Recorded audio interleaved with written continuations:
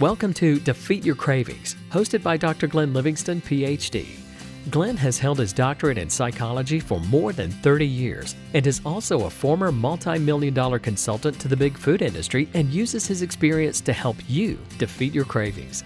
This show will help you to focus on dramatically reducing cravings and leave the diet mentality behind, so you can more easily and effortlessly achieve your health, fitness, and body composition goals. Please remember, no doctor-patient relationship is created via this show, and you are responsible for confirming any changes to your diet, health, or psychological routines with an appropriately licensed professional before implementing them. Now, before we get started, if you haven't yet downloaded the free smartphone app to access dozens of these recordings all in one place, as well as to avail yourself of a confidential community for support, motivation, and assistance, please visit the podcast link on defeatyourcravings.com as soon as possible. And now, here's your host, Dr. Glenn Livingston.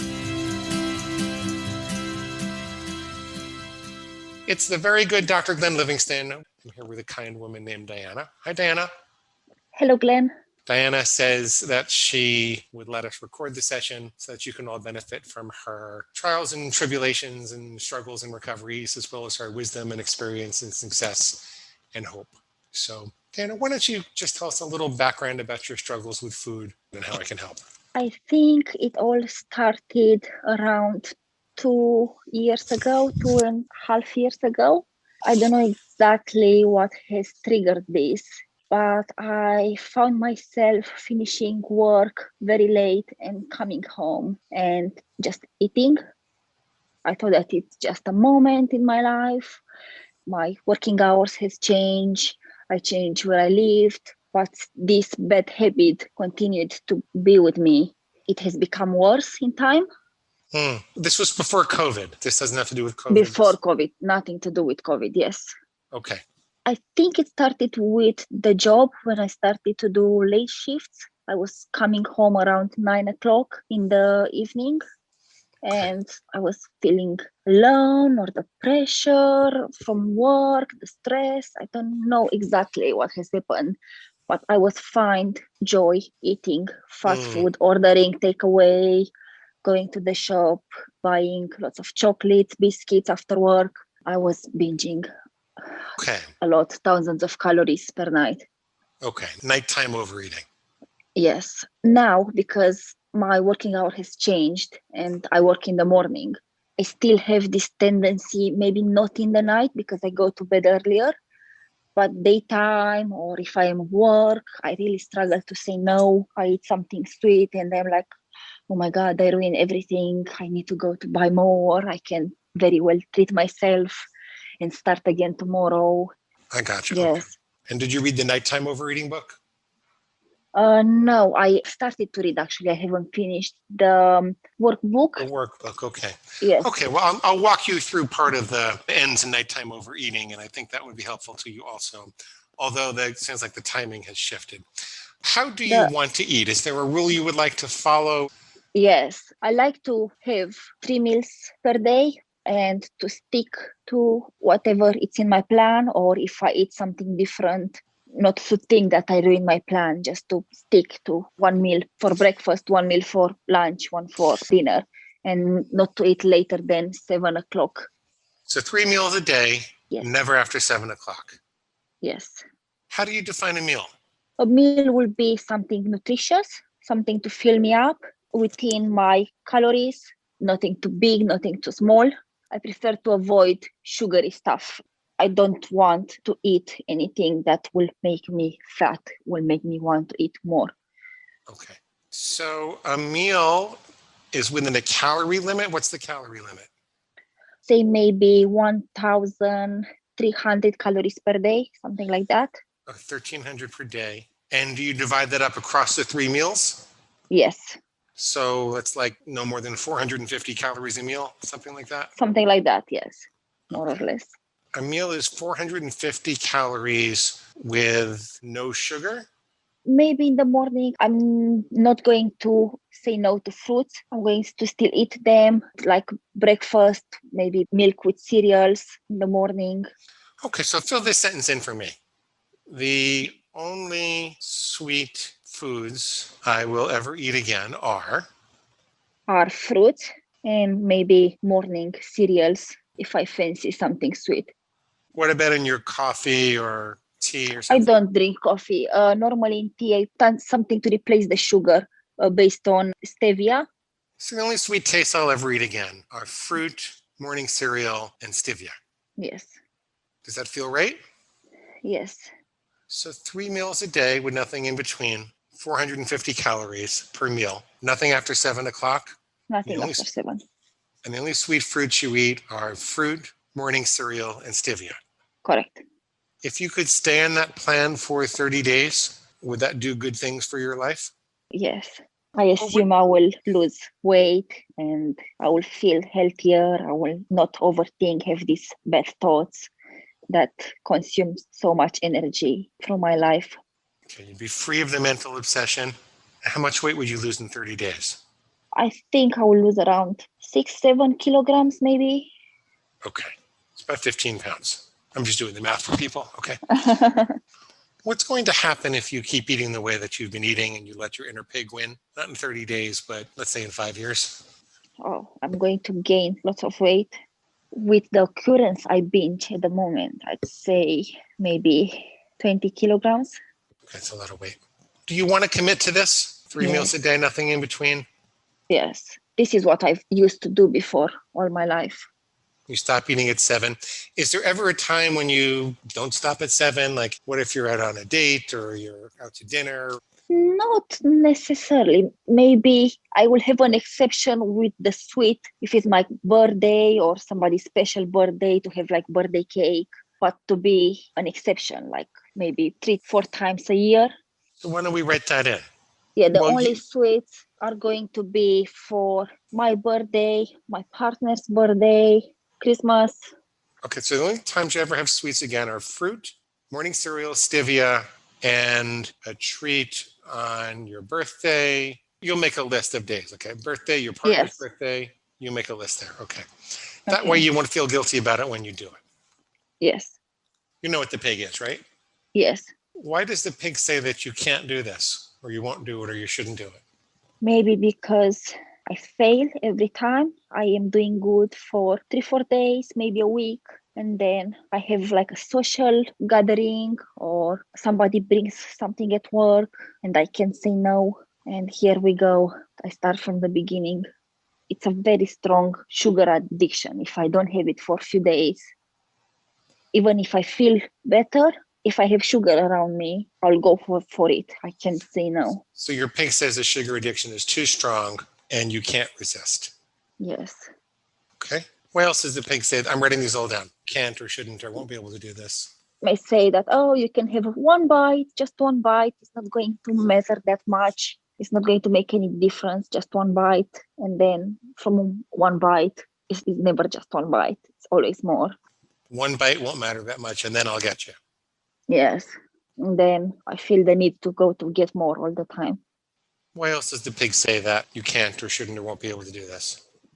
Say that, oh, you're never going to fit in your jeans again anymore. It doesn't matter how much you struggle. You'll always make something wrong and you'll eat something sweet. No matter how hard you try, Exactly. you'll never fit in your jeans. Yes. Your pig is very mean. Yes. It's not nice to you at all. No. What else does it say? That when you see people around you having something sweet, oh, if you cage the pig right now, if you cage me right now, it's no win at all because later on I will escape and I'm going to eat whatever I want anyway. I'll get you later. I can't get you now, but I'll get you later. Exactly. I find myself thinking about the food that I said no to. You'll be tortured by thinking about it. Yes. I think these are the main ones. Okay. Let's try to refute those one by one, okay? Yes. So when the pig says you failed so many times in the past, you can't possibly do this. Therefore, you Yes. might as well just keep binging. Where is the lie in that? That it's maybe up to me to change it, that I have to find the strength to do it. You know, the more times you've attempted, the more likely you are to succeed. The pig is focusing on the fact that you failed so many times, but the truth is that every attempt makes you stronger. And people who finally lose weight and keep it off, they've usually failed a whole bunch of times beforehand. That's what distinguishes them. So the pig says that it's a weakness that you failed so many times before and kept trying. But the truth is the fact that you kept getting up and trying is a strength. Does that make sense? Yes, that will be like my weapon, that I don't give up. That's your weapon. Yeah. When the pig says you won't be able to avoid temptation at a social gathering or something at work, therefore you might as well binge now. What's the problem with that? I think that's one of the most powerful things that I struggle with. But sometimes I wish people to stop bringing things at work. Even if I don't eat, I will think about it, and then eventually I will go and buy it. The pig says that you have to do that. The fact that your people at work are going to be eating those things, there's no hope for you. You can't resist that. Yes. Can you bring some extra things with you to work? Can you bring some treats that are okay for you to have at work? Yes. Could you write that into your plan that it's okay to have some of those treats at work? Something to replace to keep me satisfied. Yeah. Yes. Tell me an example of a treat that you see at work sometimes. Maybe I can bring fruits in. Okay. So you get tempted by cake or cookies or something, Yes. and you could have fruit instead. Yes. What do you think about that? It's worth a try. Your pig says it's not going to be enough. Yeah, Your pig is still planning to have the cake and the cookies. my pig is very hard to persuade. Oh, what should we do about that? Should tell him to shut up. Tell the pig to shut up and just have your fruit? Yes. Okay. Is that what you're going to do? Yes. Okay. Okay. I also found very helpful if I eat flavored water, sugar-free. Oh, yeah. It's sweet and it fills me up because it's liquid. Sometimes I use this trick. What brand do you like? Oh, I'm not good with brands. What's the best flavor? I like watermelon. It's Volvic. I don't Okay. know if it's in America or not. Oh, where are you? I'm based in England. Okay. So you got watermelon flavored. Is it the bubbly water or just flavored water? Just flavored water. Oh, that sounds really That good. helps me, or like squash. That helps me after I'm having a meal. If I fancy something sweet, I normally drink lots of flavored water or squash, and that will stop me wanting to binge. Very good. When the pig says just one bite doesn't matter, what's the problem with that? Because it's not in my plan, obviously. And the pig says, oh, take just one bite. You're not going to ruin your plan with just one bite. And then I have one bite or I have one biscuit. And maybe because of the sugar, I don't know, my body wants more. Yeah. Then you're off to the races. Yeah, then it's becoming very hard to say no. Like the flavored water will not help if I have one bite. One bite is a tragedy. Yes. It's true, right? One bite is a tragedy. Yes. The pig says you're never going to fit back into your jeans no matter how hard you try, so you might as well binge now. What's the problem with that? Oh, if I binge, I will definitely not fit in those jeans anymore. The best way to not fit in the jeans is to keep binging, right? Exactly. The pig says other people are going to be around eating something sweet and you won't be able to resist. So you might as Yes. well binge now. What's the Yes. problem with that? Normally, I am ashamed to binge in front of other people. We go back to the first problem. If I have just one bite in front of the people, one more, and then when I am alone, I will start binging. Got it. It's really hard, like when it's the social pressure, everybody's eating around you, to say no. You're going to bring some flavored water. Do you need to bring something else? Allow yourself a snack? Yes, I think I'll always put on maybe an apple in my handbag from now on. So you could always have an apple or a little bit of Yeah. fruit. Yes, So you have 3 meals a day and fruit in between if you want it. yes. Okay. When the pig says you're going to be tortured with cravings forever, therefore you might as well binge now. What's the problem with that? I think we need to educate this pig to be less demanding. Cravings go away over time if you don't reinforce them. That's true. Yes. It's miserable for a couple of weeks and then they start to fade. You just have to be strong. Yeah. Well, and you have to take care of your body also. Yes. So you can have the regular meals, you can have your fruit in between. There are a couple of other things, just in the interest of time, I want to tell you from the Nighttime book. We found that people that struggle with nighttime overeating, they do better if they start to add some crunch to their lunch. Celery, carrots, alfalfa sprouts, cabbage. They tend to have more stressful times at work, and they need to get some of that aggression out. And it seems like crunching at lunch, add crunch to your lunch, seems to help them. Right. Okay. Interesting, right? Yes. Yeah. Maybe some almonds. Sure. Almonds would be good. And then usually people who are eating late at night, they wait too long to have breakfast in the morning. What happens is in the back of their mind, their brain is thinking, oh, it's going to be too long to the next meal. Glenn, I was there. I was doing that. Yeah. And I've stopped it. Now I have regularly times for my meals. Good. Like I know when it's morning, when I wake up, within 30 minutes, I need to have breakfast. Then lunchtime around 1 o'clock and dinner around 6, 7. And that's it. Try to stick around this time. Good. Very good. I love that. Not to eat in between. Very good, Diana. The other things they do is they have some kind of a ritual that denotes when food is done for the day.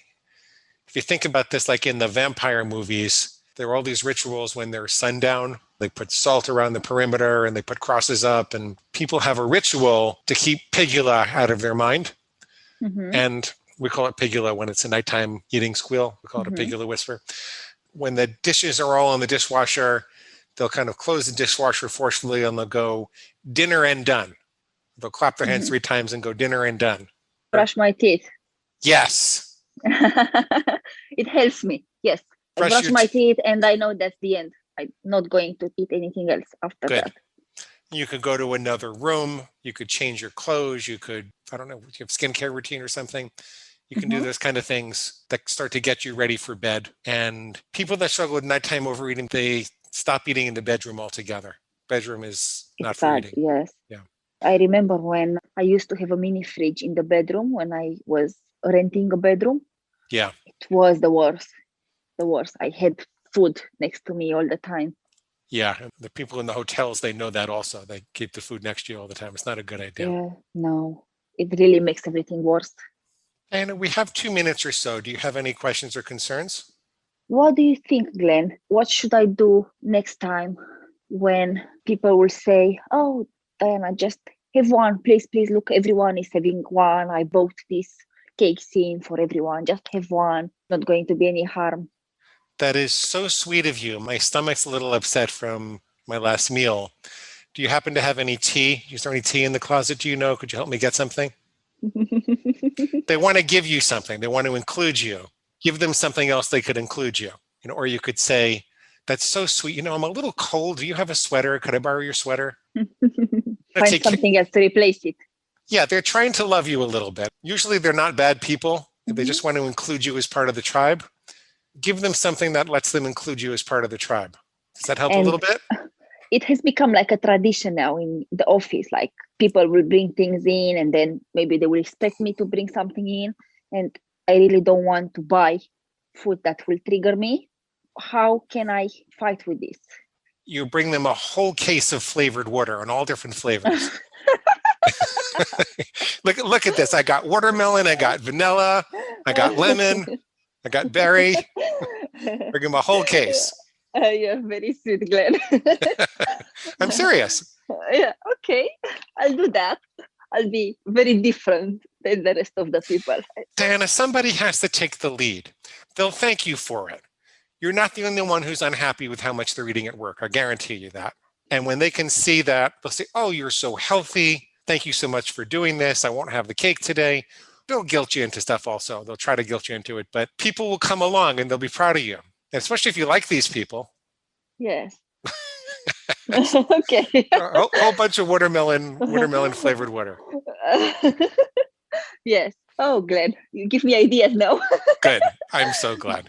Do you have anything else, dear? That's it for now. Okay. Thank you very much, Glenn. It did help. Thank you. Have a lovely day. You can definitely do this. You too. Thank you, Glenn. Okay. Bye-bye. Bye-bye. And that brings us to the end of today's broadcast of Defeat Your Cravings, hosted by Dr. Glenn Livingston.